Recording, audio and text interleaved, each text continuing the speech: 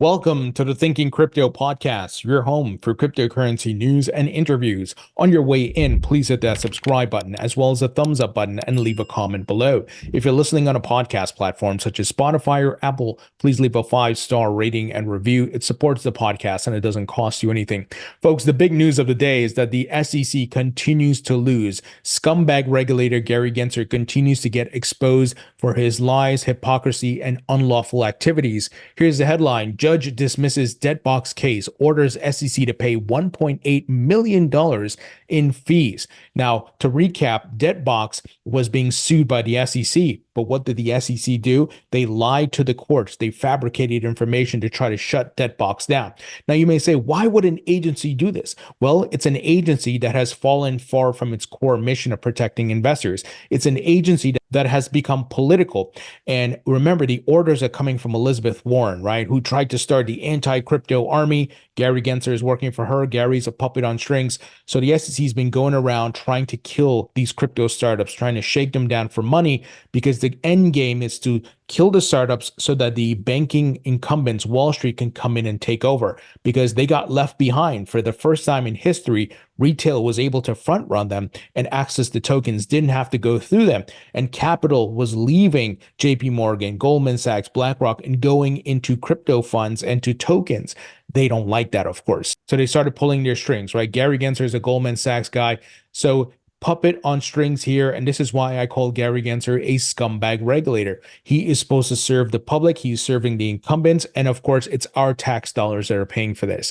So this is a big loss for the SEC. Elizabeth Warren and Gary Gensler's narrative about crypto continues to break down. The entire facade is breaking down here, and they are getting publicly humiliated, and crypto's winning.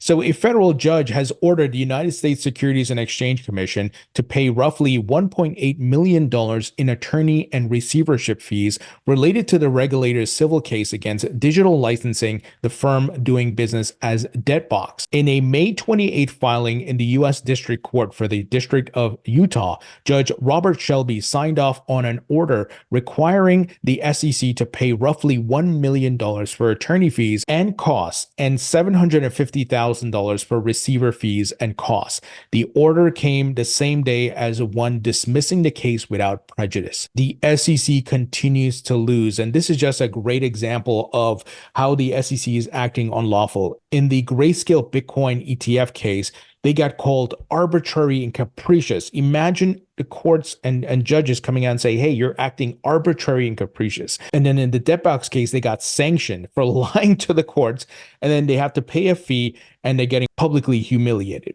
But the thing that really sucks here, guess who's going to have to pay the $1.8 million in fees? You and I, who are taxpayers here in the United States. This is where our tax dollars are going to.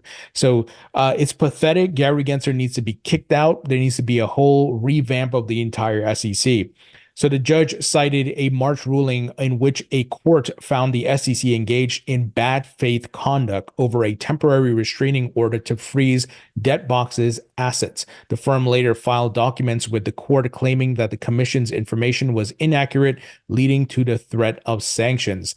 The sanctions against the SEC require the commission to cover all attorney fees and costs arising from the improvidently entered ex parte relief. Judge Shelby essentially ruled that all costs requested by the defendants in the case were appropriate except for one $649 fee. Here's what the folks from Debtbox tweeted out. This is a significant win for us. It means that the SEC cannot proceed with the case as it stands. Now, I'll be interviewing the folks from Debtbox to talk about this case. And it's, once again, just more examples of how the SEC has fallen far from its core mission. They're supposed to protect investors. They're supposed to serve the public, but they've become political, clearly. But the whole Elizabeth Warren and Gary Gensler reign of terror on the industry is coming to an end, as Democrats, we've been seeing, have turned their backs on them and have voted for crypto regulations, have voted to repeal the unlawful SEC rule, which is SOB 121. And then, of course, last week, the SEC was forced to start approving the Ethereum spot ETFs. Now, they only gave a partial approval, but the point is the process has started. And from multiple sources that I'm hearing from, they were not going to approve it, but the political pressure that was mounting with their own party, Democrats, turning on them, put the pressure on Gensler. So Elizabeth Warren and Gary Gensler are done here. When you got members of Congress and even the Senate, Democrats partnering with Republicans to repeal your rules and then pass regulations which take power away from you and gives it to the CFTC, you're done. You're done. So I'm here for it to further expose this scumbag regulator and a corrupt Elizabeth Warren. Now, Paul Grewal, chief legal officer at Coinbase, weighed in on this news. He says, your tax is at work. Judge Shelby ordered the SEC to pay attorney fees of over $1 million and receivership fees of about $750,000 after finding that the commission engaged in bad faith conduct in obtaining and defending the TRO and imposed a sanction against the commission of all attorney fees and costs arising from the improvidently entered ex parte relief. And then Meta lawman James Murphy weighed in saying the Debtbox debacle will for all time be the indelible legacy of the leadership of Gary Gensler. It's a sad day for those of us who held the institution of the SEC in highest regard. Absolutely well put there. And this is why I keep telling you guys, I've been saying for a long time, I've been on record.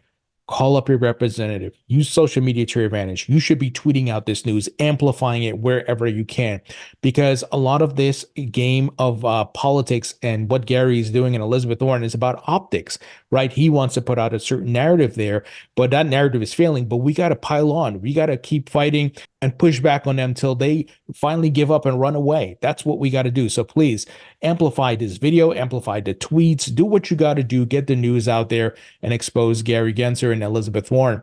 Now, Ripple CEO Brad Garlinghouse was interviewed by the folks at the Washington Post. He says, thanks for chatting, Tony Rome, if I'm saying his name here. Yeah, Tony Rome. For the first time in U.S. history, crypto voters will be a significant force in this year's elections. Democrats, it's not too late to abandon Elizabeth Warren's anti-crypto rhetoric and take a bipartisan stance with your GOP colleagues on innovation. It should never have been political in the first place. So I love what Brad's doing here. Strike while the iron's hot. Keep piling on, right? And put the pressure on Gary Gensler and Elizabeth Warren. So this is why, once again, we got to use social media, amplify this type of content and much more.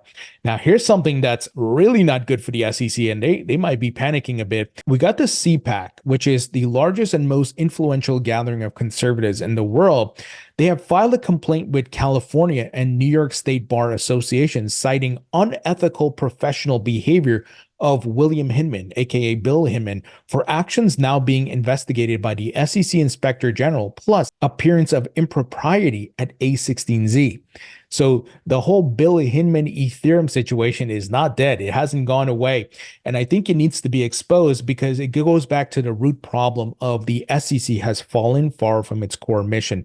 I know I've said that many times ad nauseum, but we got to expose this. My tax dollars are going to this bullshit. I don't want that.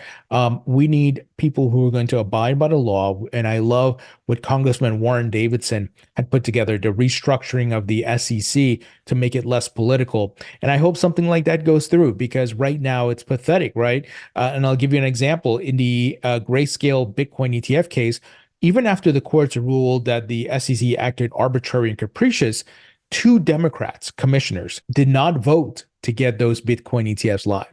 2 Republicans, Mark Ueda and Hester Peirce, and Gary Gensler being the third as the deciding vote for the approval, was what got the Bitcoin ETFs through. But why did the 2 Democrat commissioners back down? It's political. So we got to fix this problem, right? And this may be a bigger symptom of, big government and problems that we need to fix overall. But we can start setting an example here with the SEC and then maybe use that blueprint to fix other government agencies. So let's see where this goes. But this is surprising. It kind of died down, the whole Bill Hinman Ethereum conflict of interest, but some folks are not giving up here. So I don't blame them. This is not good for the SEC. And by the way, if you haven't seen my interview with Mark Fagel, former SEC regional director, be sure to check it out. He's a great guy. And we talked about everything that's been happening with the SEC. I don't agree with everything he had to say, but I published that interview earlier today. So be sure to check it out. We touch on a lot of these things. And it's great to get his perspective because even he is like, I don't know what Gary's doing. I wouldn't approach it. If I was the chair of the SEC, I wouldn't approach it this way. And he talked about, where the SEC has failed and they needed to do a better job. And speaking of politics, tomorrow I'll be interviewing Congressman Darren Soto, Democrat out of Florida. Again, I had him on, I think, last year. And we're going to talk about the Democrats siding with the Republicans to repeal SOB 121, as well as voting to pass the FIT 21 bill. In addition, he got a great bill approved in the House called the Consumer Safety Technology Act, and it includes blockchain study to address fraud. It includes AI consumer protections and so forth. So I'll talk to him about that. That hasn't been getting as much coverage because, there's been so many big things happening, but that's an important bill because another avenue where crypto and blockchain can be used and studied. The government can position the United States to be the leader here. So I should have that interview published maybe this week or earlier next week. Okay, folks, quick word from our sponsor, and that is BitGo, which is one of the top tier crypto custodians in the market. BitGo is headed up by Mike Belshi, who is part of Web 1.0 and 2.0. Now he's here building in 3.0. BitGo works with top exchanges and companies in the crypto market such as Bitstamp, Pantera Capital, Bitcoin IRA.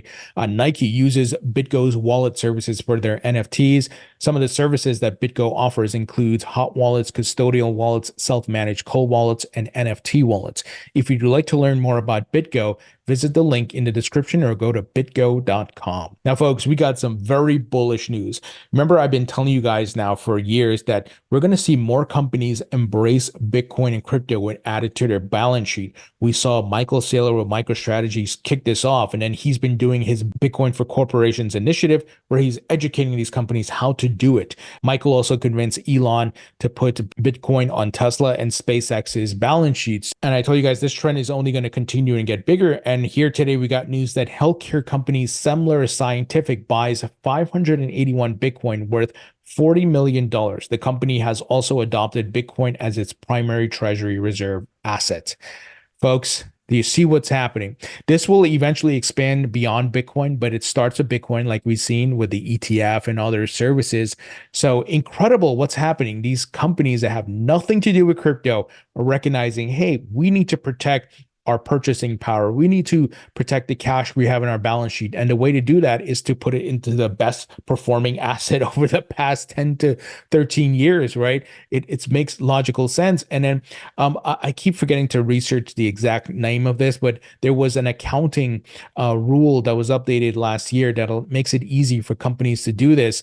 So things are moving in the right direction, guys. It's incredible what is happening. So bullish, so bullish. And once again, starts with Bitcoin. They will expand to altcoins eventually as those altcoins become stronger from a liquidity market perspective and, have proven their staying power. But incredible news here. Now, speaking of altcoins, many of you know I hold a Flare token in my portfolio. I am bullish on this token. I'm currently delegating my Flare tokens, earning the rewards and much more. Well, Flare has some big adoption news. So Clearpool has launched the T-Pool for HexTrust. And if you all recall, I interviewed HexTrust CEO multiple times over the years. They are a leading institutional digital asset custodian. They launched a new stablecoin, USDX, on the Flare network, primarily backed by 1 to 3 months of US Treasury bills. Wow. The new product offers a simple way to earn a sustainable current APR of 4% in USDX, plus an additional 4% in Flare rewards. I'm trying to get Hugo Filion back on the podcast to talk about this, but this is huge. Hugo tweeted out about this news. Amazing to see the first real-world asset protocol on Flare go live. So big news here. Now, some more good news. Former FTX executive Ryan Salame sentenced to 7.5 years above government ask. So all these FTX crooks have to go to jail.